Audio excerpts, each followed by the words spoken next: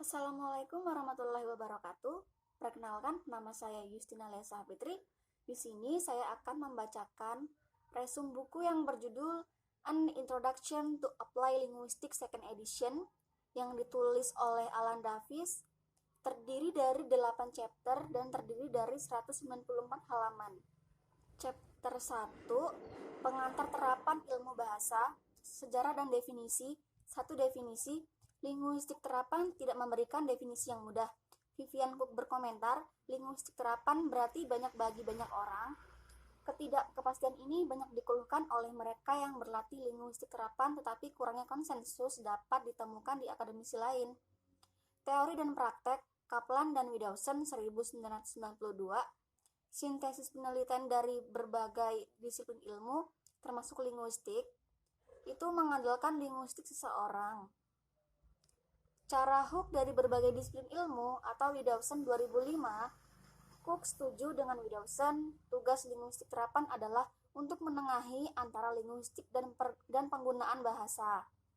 Yang kedua, sumber dan target. Jika diterapkan, linguistik diartikan sangat luas, maka ia harus memperhatikan segala sesuatu yang berhubungan dengan bahasa. Definisi linguistik terapan kemudian akan menjadi penelitian teoritis dan empirigasi, masalah dunia nyata di mana bahasa adalah masalah sentral atau Brumfield 1997. 3. Belajar bahasa, Jurnal Pembelajaran Bahasa, Jurnal Linguistik Terapan diterbitkan dari University of Michigan. Para editor 1993 berkomentar tentang berbagai teori dasar dan penelitian metodologi yang banyak digunakan untuk mempelajari masalah bahasa. Yang keempat, membatasi ruang lingkup, kursus Edinburgh dalam linguistik terapan atau Allen dan Corder 1973, Allen dan Davis 1977, tidak memiliki subtitle dalam pengajaran bahasa, diambil untuk diberikan kepada tahun 1960-an sampai 1970-an, bahwa linguistik terapan adalah tentang pengajaran bahasa. Yang kelima, seri etal dan kurikula linguistik terapan. Corder 1973 sangat menyadari bahwa dalam membatasi cakupan linguistik terapan terhadap pengajaran bahasa terbuka untuk kritik. Corder berpendapat bahwa keluaran atau target yang tidak berbentuk dan oleh karena itu masuk akal untuk membatasi area yang menjadi pelatihan pada suatu objek utama, yaitu pengajaran bahasa. Spolky 1978 mengajukan solusi yang berbeda, yaitu membatasi nama file keluaran ke bidang perhatian Corder dan menyebutkan linguistik pendidikan. Yang keenam, bidang terapan. Linguistik terapan mulai hidup pada 1950-an. Sebagai kualifikasi pascasarjana, target awal sebagian besar pengajaran bahasa selalu praktis berorientasi pada kebijakan. Persiapan tingkat pascasarjana telah multidisiplin dan seperti dalam matematika ada keterangan berlanjut antara linguistik murni. Yang ketujuh, linguistik terapan formulir tanpa tanda. Pengaruh bahasa Inggris pada perkembangan linguistik terapan tidak bisa dibesar-besarkan. Philipson 1992. Di universitas, abad pertengahan bahasa Latin memainkan perannya yang sama untuk mengembangkan angkatan kerja yang berpendidikan untuk siapa bahasa Latin atau sebagai bahasa Inggris sekarang. Yang kedelapan, kesimpulan. Bab ini diakhiri dengan anjuran yang tidak ortodoks bahwa semua studi linguistik pada dasarnya adalah linguistik terapan. Dengan linguistik terapan mencari dan mengerjakan masalah bahasa yang ditanggapi linguistik dengan mengidealkan dan kemudian menganalisisnya. Chapter yang kedua, melakukan menjadi ahli bahasa terapan. Pentingnya pengalaman. 1. Perkenalan. Pembahasan singkat tentang pentingnya pengalaman individu dalam linguistik terapan dan kekurangannya. Kemudian mengilustrasikan variasi bahasa masalah yang ditangani oleh ahli bahasa terapan dengan mengacu pada 7 studi kasus. Yang kedua, pengalaman individu. Dalam bab 2, saya memeriksa beberapa karya ahli bahasa terapan untuk mendapatkan pemahaman tentang kebutuhan berbasis masalah. Tujuan dan keterampilan yang digunakannya. Saya ingin menyarankan bahwa keterampilan yang dibawa oleh ahli bahasa terapan ke pekerjaan mereka mencakup refleksi mereka sendiri atas pengalaman mereka sendiri tentang masalah bahasa. Yang ketiga, linguistik terapan kelembagaan. Asosiasi Internasional Linguistik Terapan atau biasanya disebut AILA atau dalam bahasa Prancis yang disebut dengan Association International de Linguistique Appliquée. Yang keempat, 7 studi kasus. Mereka akan berfungsi sebagai indikasi sejauh mana kita menganggap linguistik terapan sebagai disiplin yang koheren daripada sebagai kumpulan proyek bahasa yang tidak berhubungan. 4.1 Evaluasi program bahasa. Tujuan dari evaluasi ini adalah untuk menentukan keberhasilan proyek yang menggunakan konsultasi jangka pendek dan untuk mempertimbangkan apakah model seperti itu dapat diterapkan dalam situasi perkembangan lainnya atau tidak. 4.2 Tata bahasa pedagogis. Tata bahasa pedagogis adalah deskripsi tata bahasa dari suatu bahasa yang dirancang khusus sebagai bantuan untuk mengajar bahasa tersebut, seperti buku teks tata bahasa yang digunakan di kelas-kelas bahasa asing atau instruksi tata bahasa yang ditawarkan kepada guru. Yang 4.3 Komunikasi tempat kerja. Jauh dari pendidikan, tempat kerja mungkin merupakan tempat utama untuk komunikasi yang diperlukan. Biasanya komunikasi di tempat kerja pada migranlah yang paling tidak menimbulkan kesalahpahaman dan permusuhan dan paling buruk kehilangan pekerjaan. Misalnya, orang Inggris bingung dengan kurangnya pola stres orang-orang Asia. Inggris dan karena penggunaan giliran yang salah, sementara orang Inggris bingung dengan penggunaan bahasa Inggris yang meminta maaf atau sopan dan berulang-ulang dengan penampilan mereka yang tidak mendengarkan apa yang dikatakan. 4.4 Bahasa dan identitas. Untuk menggambarkan argumennya, Joseph menawarkan 2 studi kasus, satu tentang Hong Kong dan satu tentang Libanon.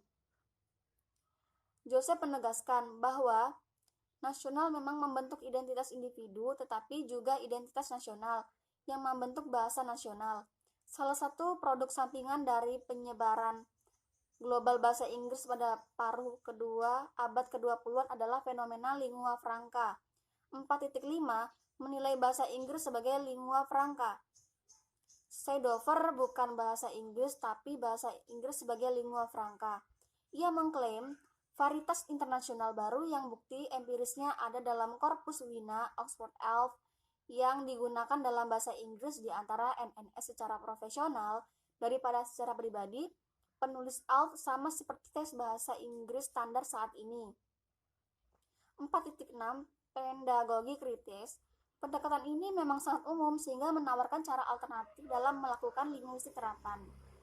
Tetapi selain menembus seluruh bidang linguistik terapan, pedagogi kritis adalah proyek ini sendiri karena menempati ruang bagi guru dan siswa linguistik terapan dalam pembelajaran dan penelitian mereka. Pembelajaran bahasa Inggris digunakan oleh mereka yang hanya berusaha untuk pindah agama. Pencook berusaha payah untuk menunjukkan bahwa pendekatan ini tidak mengurangi tanggung jawabnya untuk memastikan keberhasilan siswa seperti yang biasanya didefinisikan. 4.7 Penelitian tentang stabilitas tujuan khusus diprakarsai oleh Alderson dan studi 3 dilakukan dengan menggunakan bagian tes LTS British Council yang berisi modul keterampilan studi kasus yang ditunjukkan untuk kelompok area konten. Apa yang mereka peneliti lakukan sangat mudah. Sebagaimana seringkali penelitian yang baik, mereka mengelola tes ISP yang berbeda untuk kelompok kandidat yang berbeda, dengan jenis pengetahuan latar belakang yang biasanya akan mengambil salah satu modul.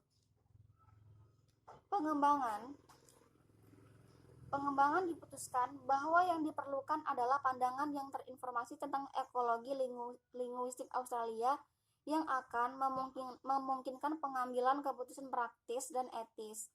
Konteksnya berarti bahwa sifat federal Australia yang terdiri dari setidaknya 8 pemerintahan mempengaruhi jenis perencanaan bahasa yang memungkinkan di Australia.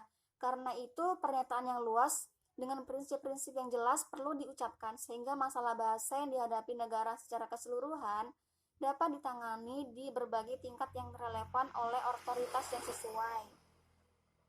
Elaborasi kodifikasi bahasa, Hogan berpendapat bahwa semua bahasa standar adalah dialek yang telah diterima statusnya.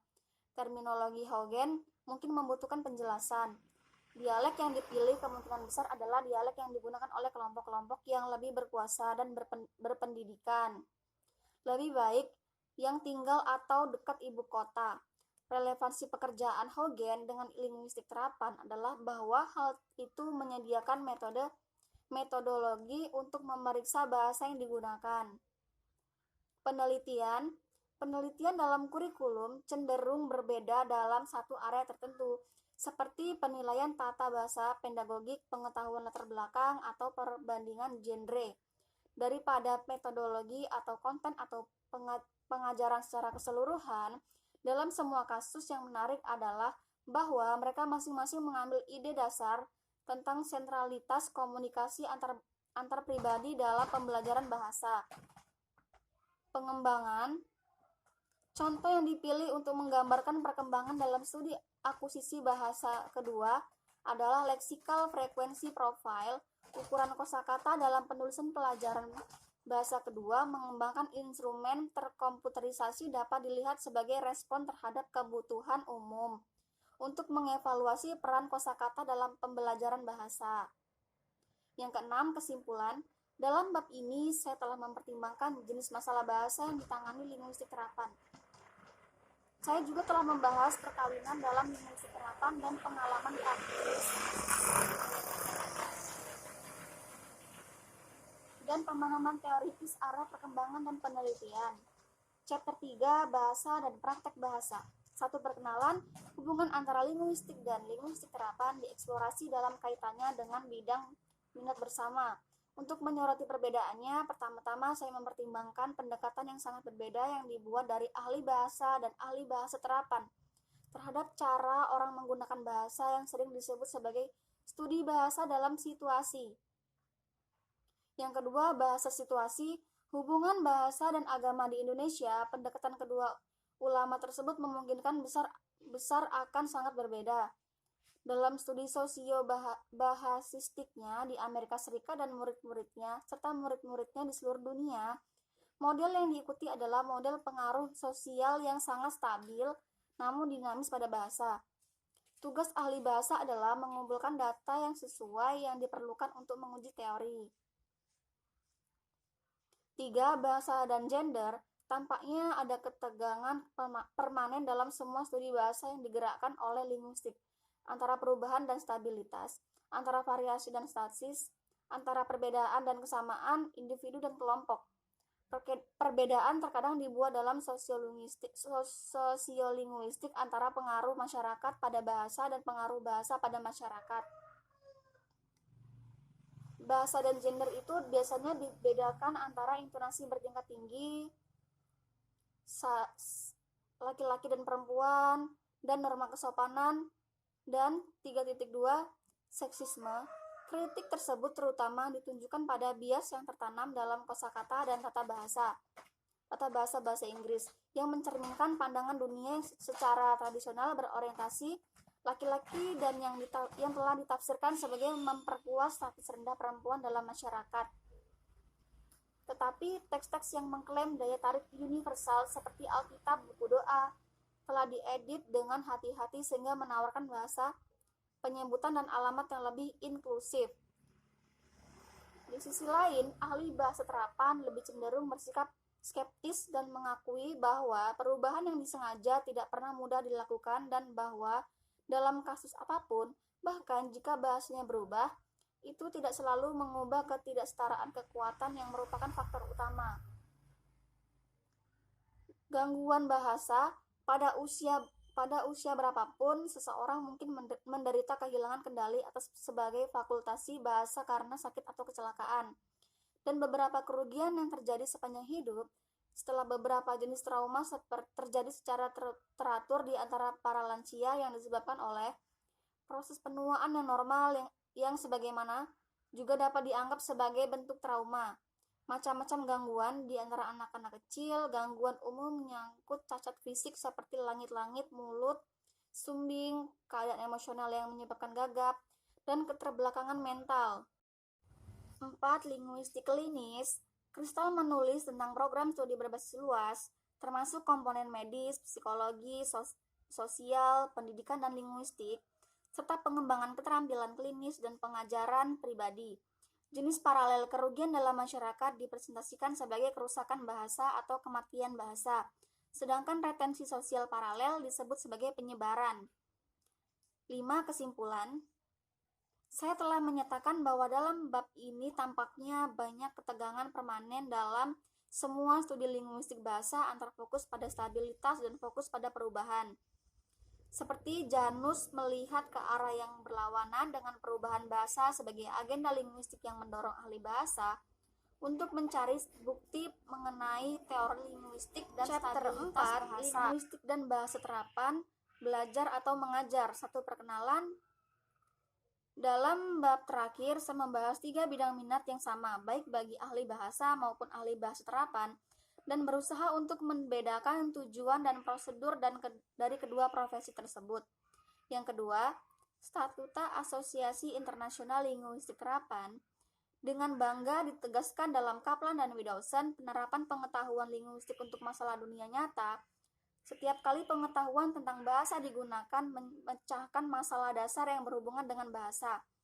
Kita dapat mengatakan bahwa linguistik terapan sedang dipraktekkan, dan Kristal juga memilih pendekatan yang lebih inklusif, penggunaan teori, metode, dan temuan linguistik dalam menjelaskan dan memecahkan masalah yang berkaitan dengan bahasa yang muncul di bidang pengalaman lain.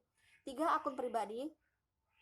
Kisah mengunggah Alice Kaplan tahun 1993 tentang kisah cintanya sendiri dengan belajar dan mengajar bahasa Prancis mengingatkan kita bahwa tidak semua pembelajaran bahasa pasti gagal. Pada akhir 1950-an, Noam Chomsky berpendapat bahwa anak-anak memperoleh bahasa kurang lebih secara otomatis pada saat mereka berusia 5 tahun, dan apapun yang membuatnya terjadi tidak dapat ditiru oleh orang dewasa. 4. Linguistik terapan dan masalah kelembagaan. Titik awal biasanya disajikan dengan masalah bahasa kelembagaan. Kami telah menyarankan bahwa jika mereka ingin berkontribusi pada solusi, semua pilihan harus sepenuhnya diinformasikan oleh konteks lokal. Kami membedakan pandangan berbasis masalah dari linguistik terapan dari pandangan lain yang dimulai dari teori. Ahli bahasa terapan sengaja elektif memanfaatkan sumber pengetahuan apapun yang dapat menjelaskan masalah bahasa. Yang kelima, usia optimum. Pertama, usia memulai bahasa asing. Ini pertanyaan yang sering dilontarkan oleh pengurus.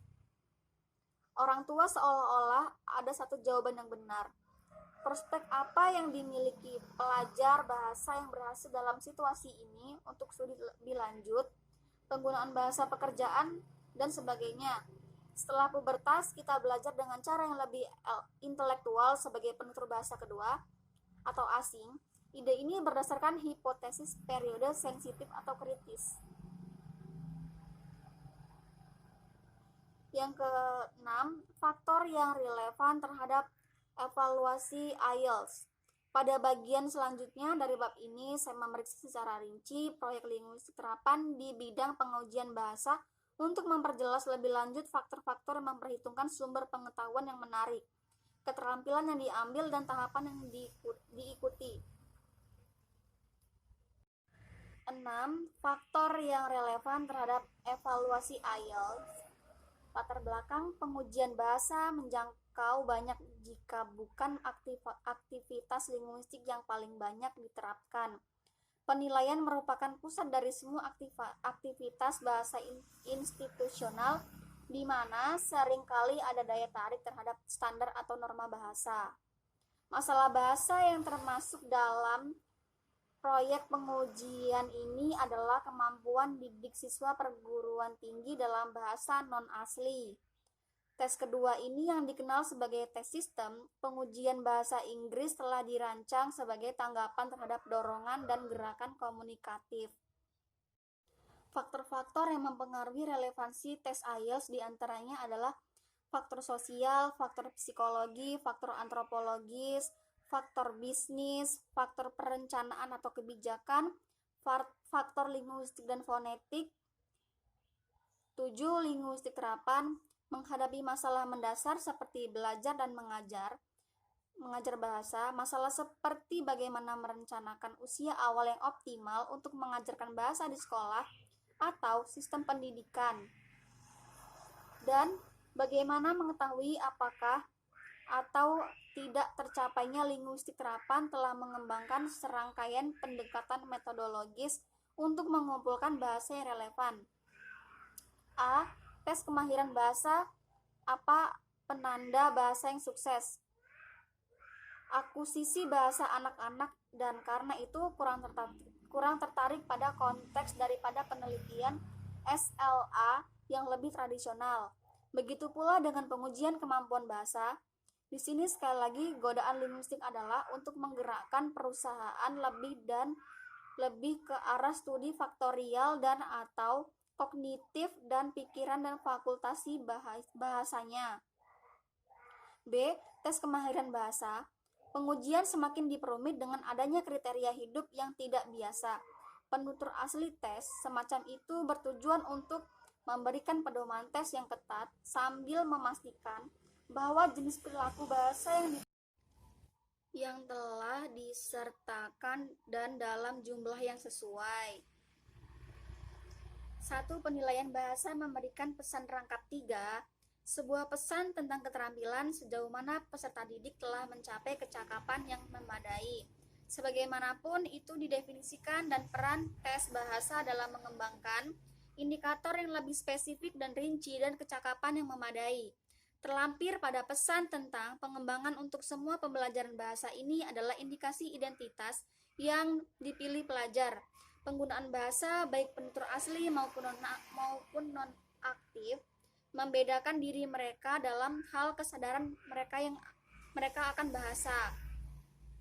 Ini menunjukkan dirinya baik dalam kisaran penilaian akseptabilitas yang mereka siapkan dan dalam tingkat metalinguistik sadar mereka yang merefleksikan bahasa.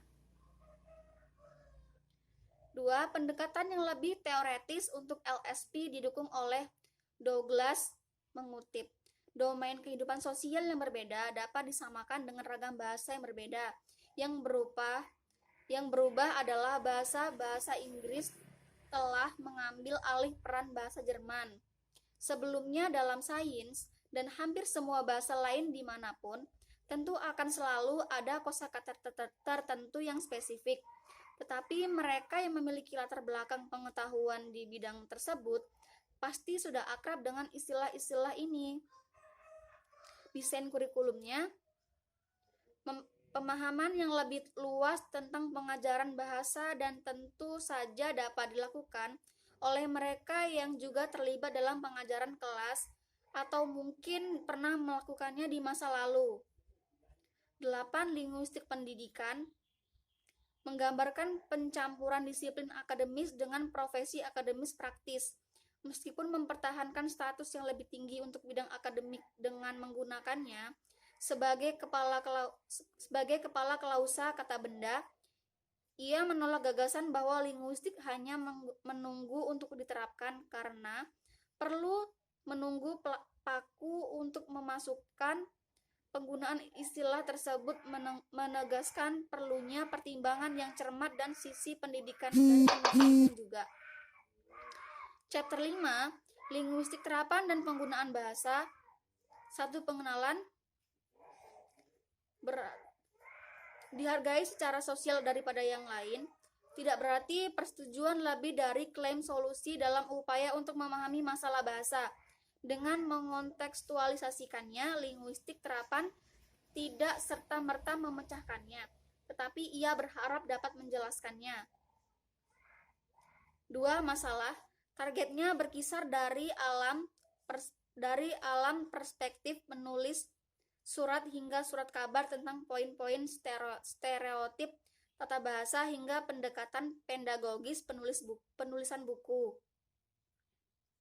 3. Penanda kelas sosial. Pada saat yang sama, kelompok yang berbeda ini berbagi bahasa yang sama, yang memungkinkan mereka untuk berkomunikasi dengan mudah satu sama lain, tetapi dengan cara yang sangat berbeda, diakui oleh semua orang menonjol secara sosial bukan secara linguistik.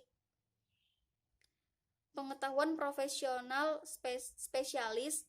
Nasihat semacam itu tentu saja akan diberikan oleh spesialis yang relevan dalam hal ini, pengacara, pembela, atau penuntutan tergantung dari sisi mana ahli bahasa terapan tersebut muncul. Selain itu, kasus tersebut menyangkut area dengan spesialisasinya sendiri. Ahli bahasa terapan akan membutuhkan informasi dari spesialis di area ini tentang cara menafsirkan konten transkrip yang dianalisis secara gaya. 4. Linguistik dan fonetik. Penelitian semacam itu membutuhkan penelitian yang cermat atas tingkat kemahiran bahasa Inggris terdakwa serta analisis gaya yang menyeluruh dan transkrip untuk menyimpulkan apakah seseorang pada tingkat kemahiran terdakwa kemungkinan besar telah membuat pernyataan tersebut dan apakah transkrip menunjukkan konsistensi kemahiran. Dalam kasus yang dipermasalahkan, bukti ahli bahasa diterima dan terdakwa dibebaskan. Yang kelima, stilistik terapan. Mungkin pendekatan kontemporer terhadap bacaan dan kritik sastra menghindari komitmen pada salah satu dari opsi ini, karena tidak ada satu makna dalam konteks sastra manapun, dan karena pembacaan bebas menafsirkan secara individual dan unik, maka itu kebebasan tafsiran tidak akan dibatasi dengan peningkatan pemahamannya tentang proses puisi. Penekanan yang diperlukan pada tanggapan pembaca masuk akal ketika semua pembaca adalah penutur asli bahasa teks yang berpendidikan tinggi. Yang keenam, leksikographers. Leksikographers menyusun kamus definisi lebih lanjut mengkaji karakteristik yang membuat buku referensi menjadi kamus. Definisi teknis seperti itu memperjelas betapa rumitnya tugas leksikographer dan jenis pengetahuan dan keterampilan apa yang diperlukan. Tetapi daftar yang begitu kompleks tentu memiliki banyak lubang di banyak koleksi yang tidak hanya berlabel kamus tetapi juga dirujuk dengan sebutan tidak sesuai dengan semua karakter-karakternya. 7. Pengobatan bahasa. Jika Anda mengalami kesulitan dalam mempelajari bahasa, Anda perlu merasa bahwa Anda akan mendapatkan hasil dari kerja keras Anda tahun ini. Ketika ada bahasa alami yang telah menjadi bahasa wacana yang lebih luas, melalui keberhasilan kekaisaran, daya tarik, penemuan, atau modifikasi bebas masalahnya berkurang. Bahasa Latin menurun drastis di Barat, pencarian bahasa internasional yang lebih baik meningkat. Banyak bahasa buatan menggabungkan fitur-fitur yang a priori dan a posteriori. Chapter 6, Profesionalisasi Terapan Ahli Bahasa. 1. Pengenalan bahwa linguistik terapan ke dalam pendidikan akademis arus utama. Penyeimbangan sumber dan target sangat banyak dalam tradisi abad ke-18. Pencerahan yang sangat penting dalam pengembangan pendidikan akademik, kejuruan, dan teknik. Ide-ide analisis, toleransi, keterbukaan terhadap ide-ide yang bebas dan terbatas, kesesuaian agama dan perbaikan, semua proyek optimis dan humanis ini ditemukan dalam kegembiraan pencerahan. Solusi untuk masalah teknik memiliki konsekuensi ekonomi langsung yang dengan sendirinya harus dinilai dalam hal kriteria etis. 2. Batasan etika. Linguistik pendidikan secara umum tidak memiliki resiko hidup dan mati seperti halnya kedokteran. Tetapi semua aktivitas profesional yang melibatkan bahasa menimbulkan potensi keluhan dan tindakan hukum karena sifat aktivitas yang mengganggu dan menimbulkan potensi keluhan tindakan hukum. Chapter 7, Linguistik Terapan. Tidak ada teori kutu buku. 1. Introduction. Ilmu sosial telah mempengaruhi linguistik terapan dan khususnya seberapa berpengaruh berbagai sikap kritis, misalnya linguistik terapan kritis dan kritis analisis wacana. Yang kedua, apa itu postmodernisme? Ide-ide yang dianut yang terkait dengan Postmodernisme berbicara tentang penolakan metanarasi besar modernitas, seperti liberalisme, marxisme, demokrasi, dan revolusi industri, dan pendukung lokal, kerabat, dan kontingen. Penekanan pada relativitas budaya ini telah memantapkannya dalam ilmu lunak daripada ilmu keras. Postmodernisme mencakup poststrukturalisme yang merupakan reaksi terhadap pergeseran paradigma, strukturalisme yang membawa pencerahan mutakhir untuk pertengahan abad ke-20. Yang ketiga, perubahan teknik linguistik terapan. Sebagian membandingkan tahun 1960-an dan tahun 2000-an ada dua perbedaan. Perbedaan kedua menyangkut apa yang secara mencolok tidak ada dalam daftar bab dalam buku Corder. Kelalaian ini tampaknya serius mengingat pengambilan linguistik terapan oleh peralihan sosial sejak 1975. Hal yang sama tidak berlaku untuk linguistik dalam kanon Chomsky, di mana pencarian masih sangat banyak dalam tradisi realis untuk kebenaran bahasa itu sendiri atau di kepala tanpa mengacu pada konteks. Yang keempat, kritik baru linguistik terapan. Perubahan dalam praktik linguistik terapan telah ada, tetapi dalam pandangan kami hal ini dapat dijelaskan dengan menarik perpindahan dari model yang lebih linguistik ke model yang lebih terapan. Namun ada juga perubahan besar dalam retorika yang digunakan untuk membahas linguistik terapan dan ini telah meluas, seperti yang kita lihat sebelumnya ke dalam praktek.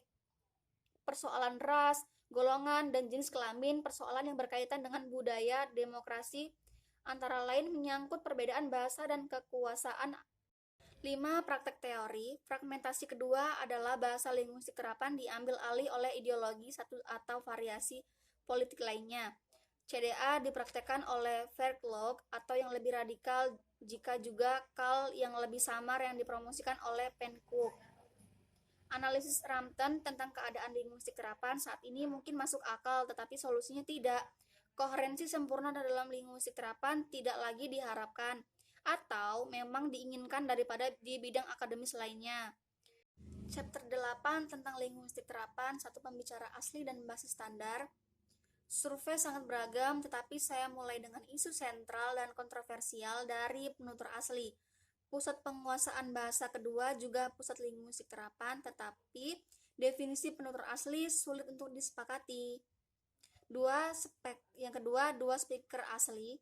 Novel Native Speaker oleh Chang Reilly memiliki tema klasik tentang individu yang terperangkap di antara dua dunia.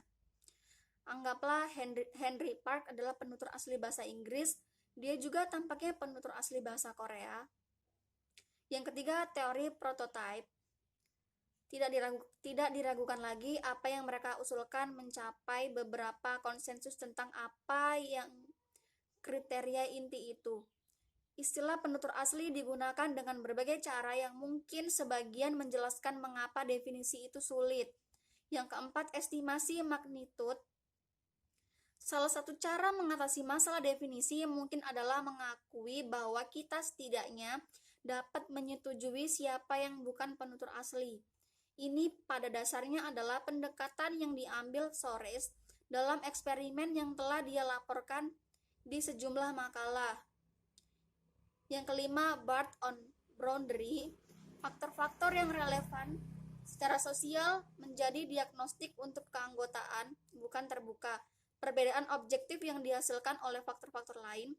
Tidak ada gradasi prototipe di sini. Tidak ada kriteria untuk membedakan keanggotaan inti dan paralel. Yang keenam, pemandangan sosiolinguistik.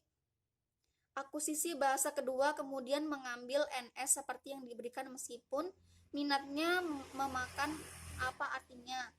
Tapi bagaimana dengan sosiolinguistik? Di sana tampaknya variasi begitu sentral sehingga tidak ada minat dalam mengejar atau mendefinisikan NS. 7. Bahasa standar. Baik pandangan SLA, psikolinguistik, kognitif, dan konseptualisasi sosiolinguistik daripada akhirnya adalah idealisasi. Memang definisi Trudgill sama sekali bukan tentang individu, Karena tidak ada individu yang memiliki bahasa sebagai bahasa pertama mereka. Apa yang semua miliki sebagai bahasa pertama adalah ideofek kita sendiri yang membedakan kita dari orang lain. Yang kesembilan, teori sosial budaya. Blok membahas pendekatan lebih lanjut terhadap masalah penutur asli dalam menjelaskan teori sosiokultural. Yang ke-10, linguistik terapan tanggung jawab. Dalam 20 tahun terakhir telah terjadi perluasan yang cukup besar dari linguistik terapan ke dalam domain baru, masalah dunia nyata. Perkenalkan seri etal dan mencoba definisi linguistik terapan. 12. Dilema linguistik terapan. Tugas profesional ilmiah dari ahli bahasa terapan menawarkan rekomendasi untuk perbaikan dan kemudian melaporkan masalah bahasa yang mereka hadapi.